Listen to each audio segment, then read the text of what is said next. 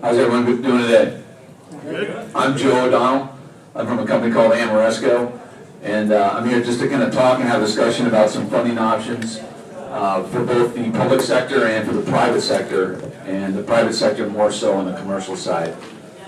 It's meant to be interactive, so please, if you got questions as I'm going through this, just raise up your hand and I'll answer it for you. And we'll go from there. Thanks for being here. Couple things just kind of we'll talk about. I'll just give you two acronyms that we use in our world for technology, or acronyms we use to describe what we do and who we are. We'll talk about some of the self-funded projects that we're doing right now in the state of Oregon.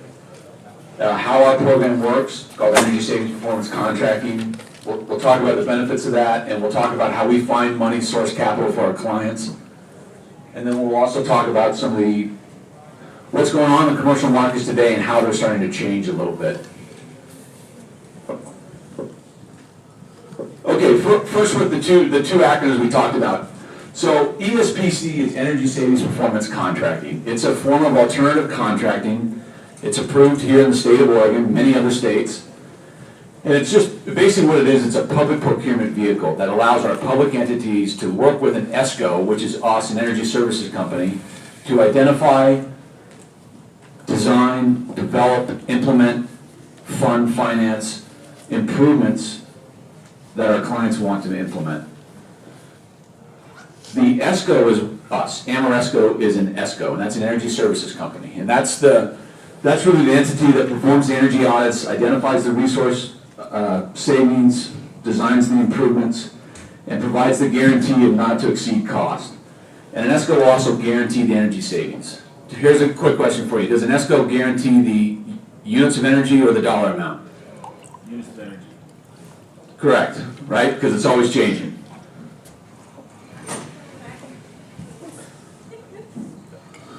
Just a couple things about Amoresco. We opened up our Oregon branch here in 2012. We've gone to 2 employees to 10. We've constructed over $250 million in energy and renewable projects in the Pacific Northwest. You know, and obviously that's mostly up in Washington because we've only been here in Oregon since 2012. But we started with kind of 2 key clients, Reed College and Portland Public Schools, and we've expanded to about 15 to 20 now. We are based in Framingham, Massachusetts, and our local office is here in Portland. And some of the things that an energy service company does is, just to give you an example, is obviously there's energy efficiency, there's renewable energy, there's energy infrastructure, energy supply, which means that we look at both not just the demand side of the meter, but the supply side. Intelligent solutions like asset management planning, what we call building dynamics, where we're actually managing and verifying the actual energy on a quick basis. And of course, project financing. The real value of an ESCO is being able to find the money for our clients that are out there. Just going to give you some examples of some projects, typical projects that we've done.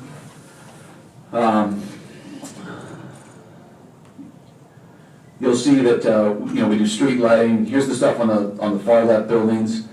Anything that has to do with gas, wire, electricity.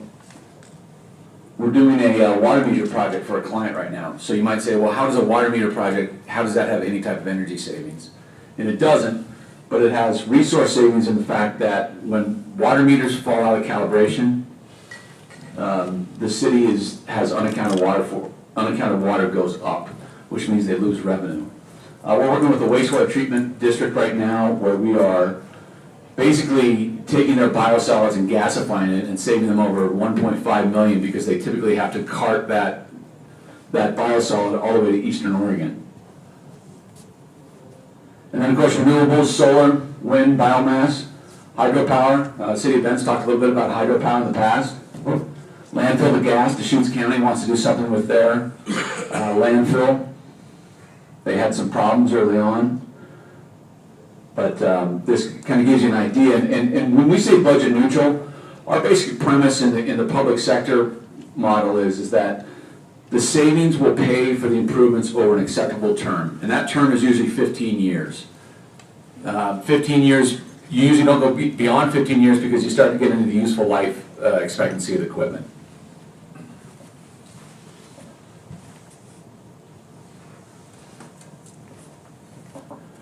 So basically, this sheet just kind of shows you that improvements that we make within the infrastructure of our clients generate savings. Those savings are what now becomes the funding vehicle to make the improvements.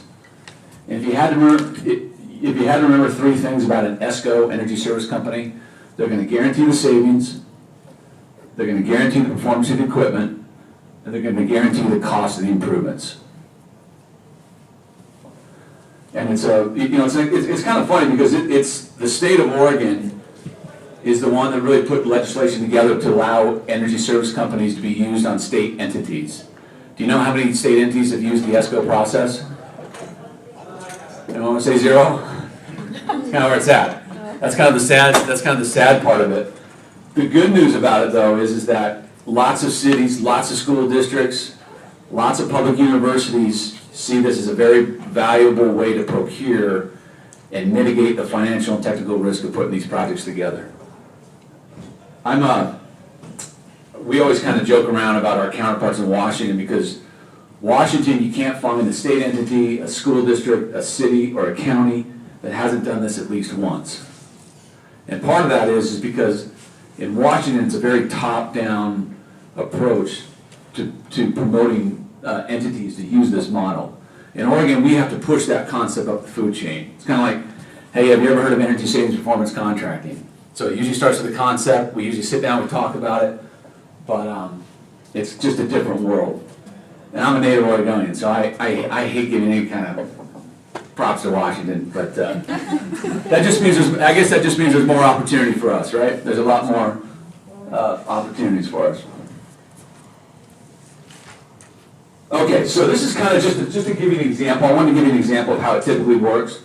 $500,000 is a utility spend, let's say, of a school district, maybe a city, mid-sized city, small public university.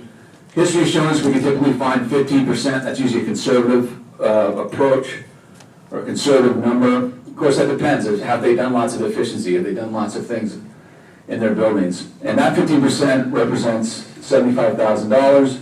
Over 15 years, that's about $1.1 million worth of stuff or projects that we're able to implement. Does that make sense to everybody? So all we're asking our clients really to do is stop paying the utilities this amount and use it to get energy efficiency and projects done. Yes? So no upfront costs? You don't? No. What usually happens is we will go out and source the capital for them, work with their finance team, and I'll talk about that in a little bit of slide. Low-cost financing, we'll go out and find the incentives, the grants, but no upfront costs as far as out of their general fund or out of their budget. Now, some will elect to do that. Some will elect to use capital dollars to do that. Yes? So do you put an escalator on the annual payment? We put an escalator on the savings typically that's agreed to by the client. Like we'll go back and do a 10-year history of the local utility and see what they've increased the last 10 years. And say, hey, let's use that to show the annual increase for energy. Did that answer your question? Yes, sir. Okay. This is just another way of looking at it. Another way of looking at it right here is, here's your utility maintenance cost. During the finance period, we're going to do some of the low-hanging fruit, like the lighting, the water, capture those savings now, and then after, it's just the savings are going to pay that debt service.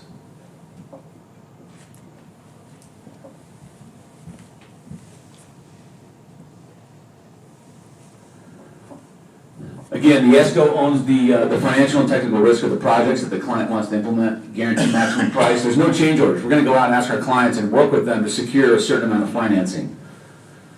Construction cost and contingency is reconciled back to the city, and it's all done in open book pricing. This is just, spend a little bit of time on this. This is our roadmap. You know, what we typically do is we'll do what's called a feasibility. It's just a high-level look at what the opportunities might be for the client. We don't charge for that because we don't know if a program like ours is going to make sense in their world. So we'll go through, we'll evaluate the bills, we'll look at the opportunities, we'll do a walkthrough, we'll talk to the staff, and then we'll come back and tell the client, hey, you've got a project here, or no, you really don't. And that's when the client decide if they want to issue an RFQ to select an ESCO. So that becomes the first financial commitment by the client. What happens next in project development is, one of the great things about selecting an ESCO is once a public entity is selected an ESCO, they fulfill their public procurement requirement, which is great. Because now we get to go and say, hey, we know good contractors out there. You know good contractors out there. Let's put those people here as our partners and put the design packages that we want to put out to them. And what the ESCO is doing, they're doing this is that they're guaranteeing the cost, the savings, the performance. They're finding the grants, rebates, and they're vetting the products and subcontractors. At the end of that, the client has two options. They can stop the process and pay for that development, or they can roll that into the installation of the projects that the city wants to do. And then the measure and verification in the end is we said we're going to save you X amount, here's what we did. And if there's a shortfall, we pay that difference back to the client. If it's excess savings, the client keeps that. Any questions on that? Yes? How do you get paid? That's a great question. We get paid by, when the customer issues the RFQ, one of the sections in there for the evaluation is overhead markup, contingency, design fee, all those things so you can understand how much. We get paid like a general contractor would, basically. Is that answer your question? Yeah. That question always gets asked. We should just start off with that. Here's how we get paid.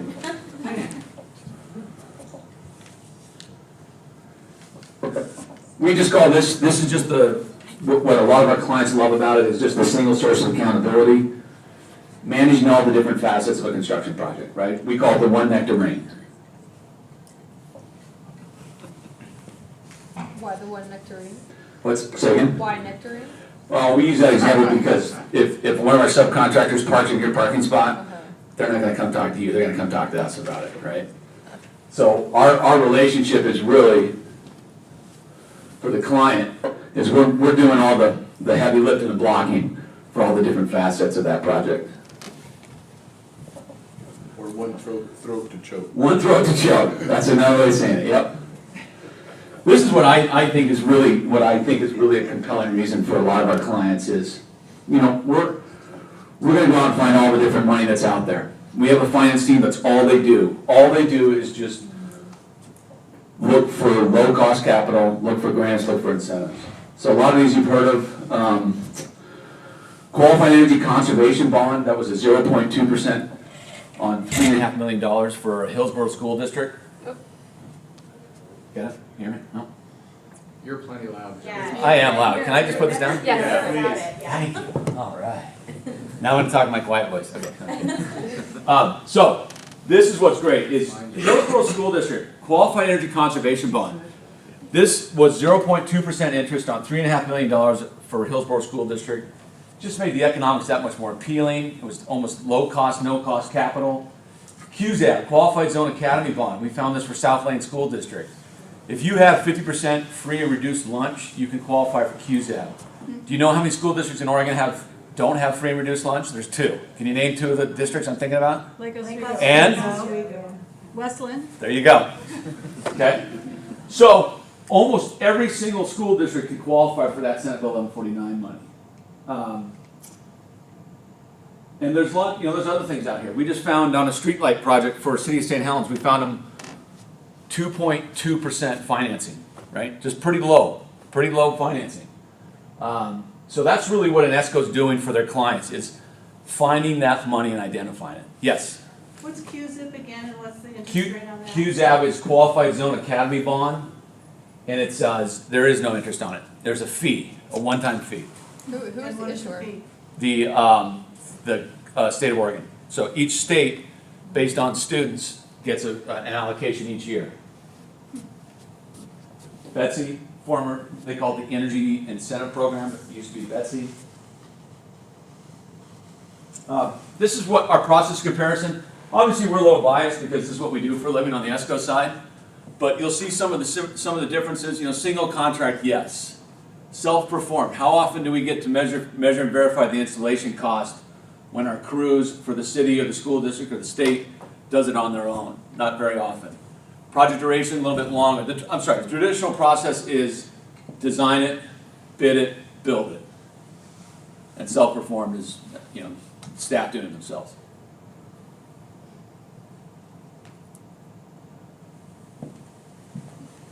Okay. I just want to give you guys a couple of examples of what we did in this program, how it worked. City of Redmond, competitive RFQ, we were selected. One of the reasons we think we were selected, and this came to our feedback, was we're an independent ESCO. So our competitors, they're all great companies, but they either represent a product or an installation group. And many times, those are the companies are going to use their installation group or their products on those projects. And clients, City of Redmond, Multnomah County, a couple others, love the fact that we're unfettered, we're unbiased. We're not going to push our own groups or products. We worked on the airport, police, public works, public golf course, wastewater treatment plant. This was a nice feed-in tariff, revenue generation with the solar projects. Where's our partners right there? Stand up, everyone, give them a big hand. They did a great job. For a third time today.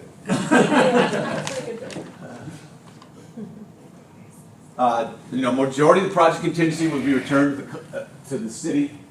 Project's budget neutral, presenting positive cash flow in the first year, and the project's going to pay for itself in less than 10 years. And just to show you too, it's not just $1 million projects we do. We did this for Redmond Area Parks and Rec, just on their swimming center. Now here's a smaller project, $341,000. We did boiler controls, we did pumps, VFDs, coil cleaning. It was a 10-year loan, 3.5%. Verified energy cost savings over $15,000 annually, and we secured about $83,000 in incentives. Now what's really interesting about this project too is that during the project there was an application to be able to secure additional grants through the EIP, which is the old Betsy. And our project developers were able to get another $20,000. So even after it was sold, even after it was signed, our folks were still working on trying to find additional money to make the economics that much more appealing. Okay, let's talk a little bit about commercial office space and just some of our observations. There's been lots of audits done with a lot of low-hanging fruit being selected. And our challenge, I think, is that we've lost a lot of opportunity, more effective, impactful projects that are out there. Because the low-hanging fruit makes the most economic sense, but it's very tough sometimes to come back and do that stuff that you left off the original audit or survey. We're seeing a lot of great stuff from retro commissioning. You'd be surprised at some of the lead buildings. You'd be surprised at some of the new buildings that are energy costs just continue to rise. Windows, daylight use, irrigation controls, HVAC. We're seeing more clients wanting us to do that. And with water sewer costs, everywhere from Ben here, have you guys seen your water costs go up? Right? I know in Portland they've gone up, Lake Oswego, everywhere they've gone up. So that's starting to become more of a focus.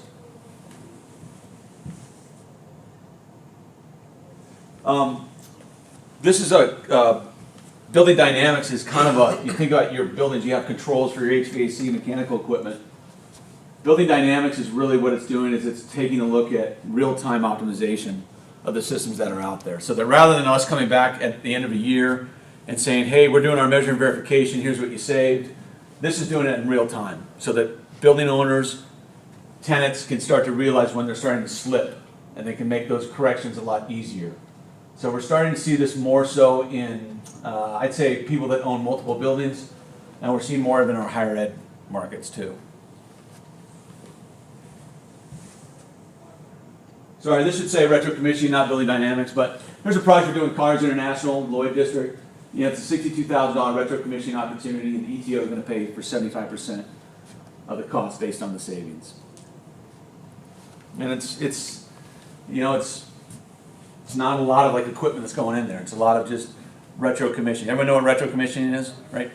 What you're doing in retro commissioning is you're evaluating and correcting the systems how they're originally intended to operate. That's the best way to probably describe it.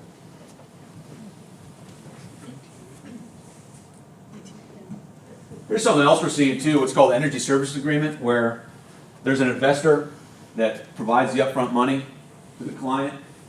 The ESCO is the one that implements the measures. The ESCO is the one that does the measure and verification. And the client is paying the investor based on the savings that are realized on an annual basis.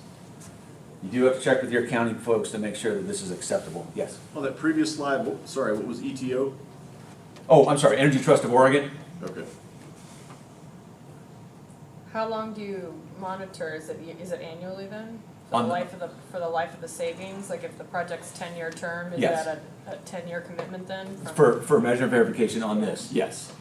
But not necessarily on our other process for the public sector, our public clients, is you typically measure and verification. Remember, so measure and verification is you're going out there and verifying the savings that you originally said were gonna happen by making these improvements. We usually do that for 1, 2, or 3 years, because usually you don't wanna pay for the 10, 12, or 15-year term of it.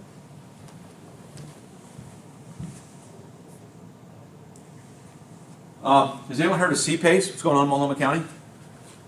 Kind of exciting. CPACE is Property Assessed Clean Energy. And Multnomah County right now, working with the PDC, has a program that is going to allow for deep retrofits on commercial buildings that are in the city of, or in Multnomah County.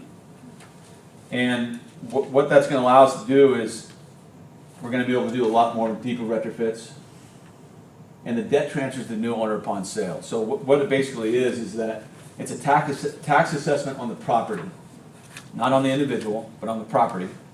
100% of the cost for energy efficiency renewable is paid for. And this is part of a 2015 update to their climate action plan for the Multnomah County. So what CPACE does is it leverages the stability of the property tax system to increase access to long-term capital for building owners. And right now it's in a pilot program, but we think it could be a big game changer. Yes? So how does that differ from just plain PACE, and is that something that we could do here in Central Oregon? You bet. You can do it for Central Oregon. So basically it was a county decision. It's been authorized within the state of Oregon, so anyone in the state of Oregon can do it. And Multnomah County has been the first. So if Deschutes County or City of Bend wanted to do that, they could. The C just stands for commercial. Yes, I'm sorry. C So stands what- for commercial. what So you is have there, PACE, you have for like residential PACE, for homes and whatnot. Is there a role for the ESCO here? Yes. So what describe that? So if you think about our role, we identify, we audit, we hire and manage and vet the subcontractors and the products. The thing that we're doing is we're, in the other model, if you will, is we're going out and finding, sourcing the capital and the funding and the financing. So this is almost kind of like falling off a log for an ESCO, because that's the toughest component in any deal that we do, is just the financing, right? The money. Everyone would love to do retrofits. Everyone would love to be more efficient. But it's really, that whole model is, because under this model, you're gonna have to have somebody audit. You're gonna have to have somebody manage the contractors. And the last piece of it is really the funding and the financing. So this is what's really kind of precluded us from being a big player in the commercial office. Because if you think about measures that are done, we talk about lighting and water, you really don't need an ESCO if you're just doing your lighting, right? But if you're doing more projects where you're starting to now go beyond 2 and 3 year payback, and you're now looking at, hey, I'm gonna go in and look at my HVAC, my mechanical systems, I'm gonna look at my windows, I might even look at some solar on this building. Now you're starting to get in these terms that make more sense, that allows you to do more. And our model just hasn't really worked in that commercial office because they didn't know if they were gonna sell the building, lose the building, or what. If I understand correctly. Yes. This allows somebody who's building to incorporate energy efficiency into the construction and then just put it on the loan, on the price of the loan, and then unlike the system where you can't do that, the banks won't let you do that because they don't allow energy efficiency entities to be incorporated into the price of the building. Yeah, and if I understand your question right, and I'm just trying to understand it. yeah, this is mostly for existing buildings that there's 8,000 buildings in Multnomah County right now that would qualify for this, and they could be anywhere from 10,000 to 20,000 to 50,000 square feet. Doesn't the county sell bonds and then that's with the finance? No, the county is just putting up. They're putting up the tax basically if there's a default. We're still, under this scenario, we're still gonna have to go out there and find lenders to be able to put these deals together. That attaches to the property. It attaches to the property, not the individual. It isn't paid with the property tax, it's part of the property tax. It's another line on the property tax, Right. yep, that's exactly what it But it's is. voluntary though. Yeah. Yeah, oh yeah, you don't have to do it. Participation is voluntary, but Yep. it allows for a payback mechanism to attach to the property, so if you sell it, the new buyer is buying, Yes, take on that that's right. obligation. It's a creative way to get the financing. Yep. Sometimes at different interest rates. And it's gonna be interesting, because, you know, C-PACE programs in the past, they haven't worked for, I shouldn't say haven't worked. They haven't been as successful in the past for two reasons. Is one, it hasn't been user-friendly, the program, right? Or two, the cost of issuance or the annual fees that let's say the PDC is putting on it may or may not, it just depends. And I think they're going down the right road. I got to really compliment Multnomah County and PDC because they're asking for a lot of input, they want to make a successful program, and hopefully it will be. You know, what would you say the incentive for a commercial building to do it except for the savings? Is that really what they're? Well, I would say the incentive would be it's pretty low risk in a lot of sense. I mean, unless you're going to find building owners out there that they don't want to take on that additional assessment, right? So if you sell it, but you think about how many buildings that, you know, people have had in their family or in their portfolio for a long time, that, you know, you're able to pass this on to the tenants, you're able to break some of this up, because in order to do energy efficiency in the commercial office space, you're talking about competing for capital, which that's why it's just never been that opportunistic. Well, But there's it increases the value of the property. It sure does, you bet. Yeah, it does. Well, and that's what's the payback. It's like a tax increment financing. Yeah, yep, that's So- exactly it. So it's being paid back with the increase in the value upon which you're taxed. So there's little to no risk. There's really little to no risk.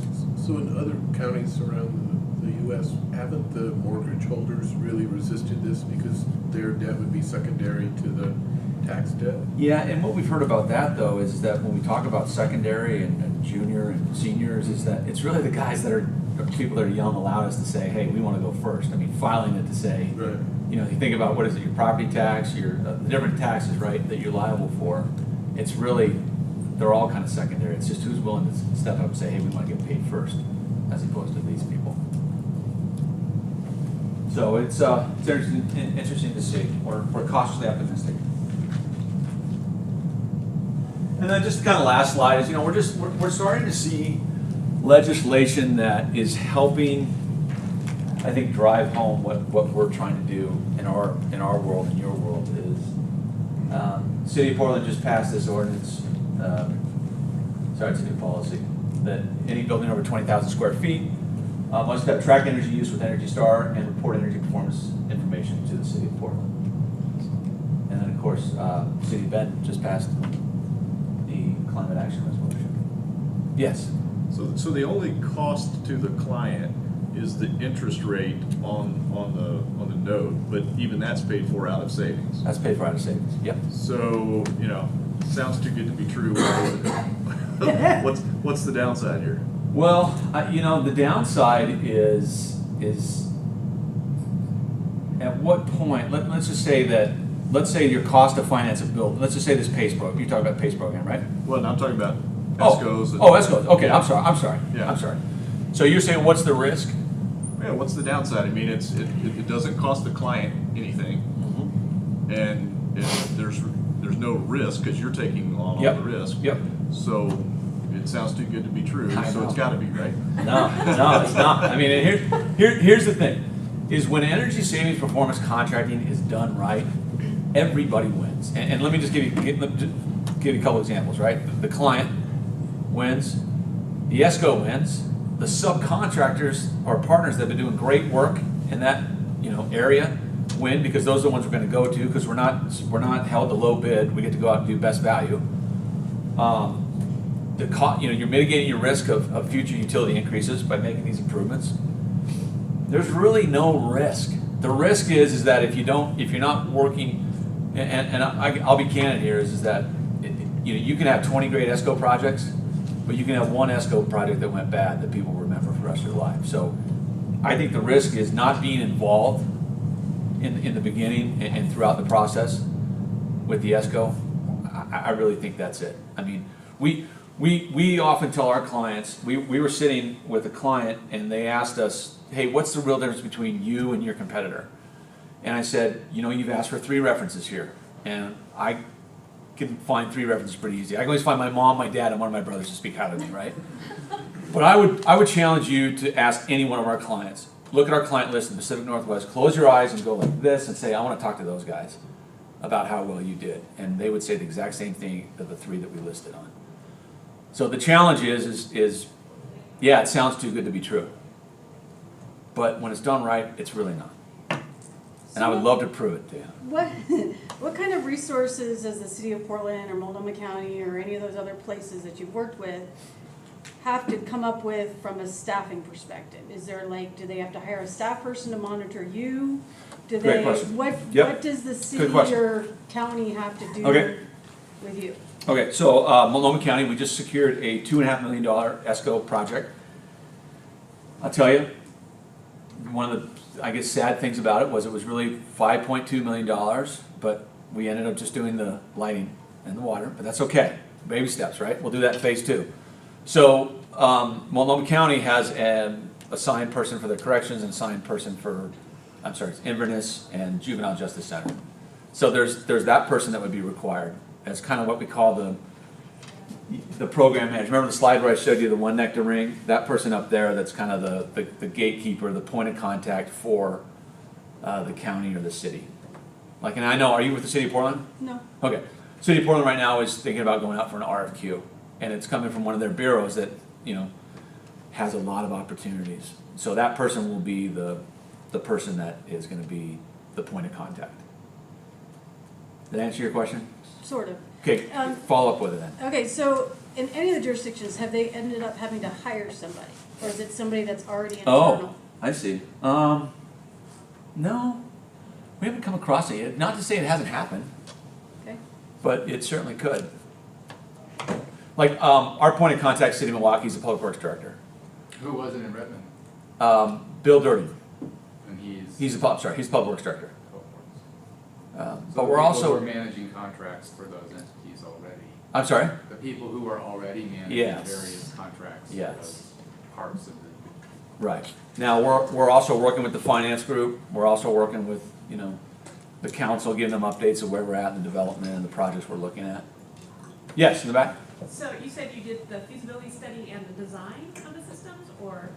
Yeah. So if I go back to this slide.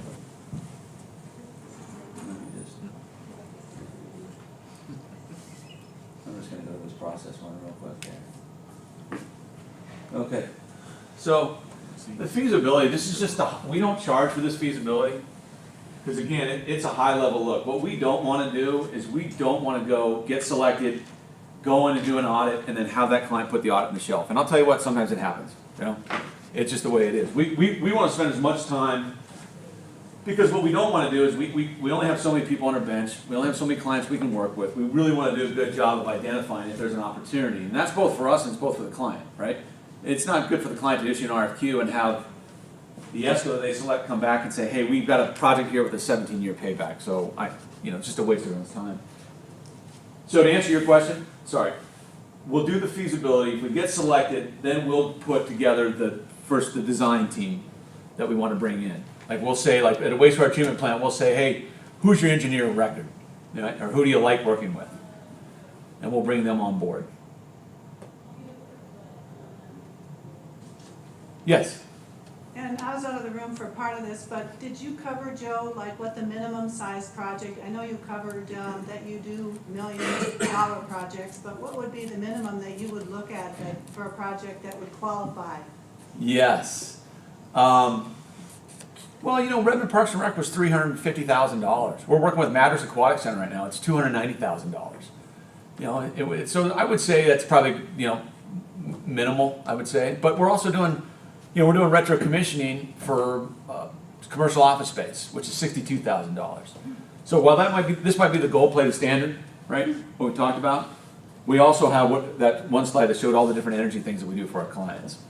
We have one client that's asking us to come in and say, hey, we're building a new school, we'd really like to have you guys on the front end looking at what the design team is offering to make sure that, you know, we got checks and balances going on. Okay, just got the 5-minute call from Rand there. Any other questions you can think of? You guys have any questions at all? We're pretty passionate about this business. Like I said, we've gone from 2 employees to 10, and we're not at that, what I call the turning point. But we've got a lot of our clients starting to tell our story for us, and we're pretty excited about where it's going. And we love this area too. I mean, we just, you know, so if you're in Central Oregon, there's no project minimum requirement. No.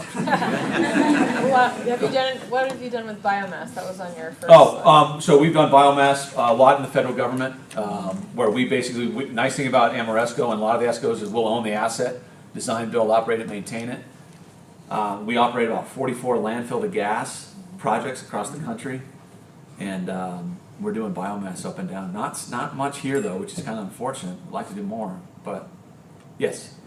So I have a question, I'm sure you've heard that subcontractors and labor hasn't been readily available. Have you run into that with Redmond or any of the projects that you've worked with, or do you bring your own subcontractors in? Well, as Joe would tell you, one thing we learned, and I'm sure Dan can tell you too, is we know not to ask for subcontractors during hunting season here in Central Oregon. Literally, with a sign that says we're not here, we're back. No, you know, we've had good luck. You know, it's always tough, and that's not tough. It's just when you find those. The problem right now, to answer your question, is everyone is so busy, right? Everyone's so busy. So we just have to do a lot better job of getting them on early and getting them identified and keeping them in our stable. Any other questions? Thank you guys for your time. I really appreciate it. If you have any questions, please feel free to ask me. Thank you.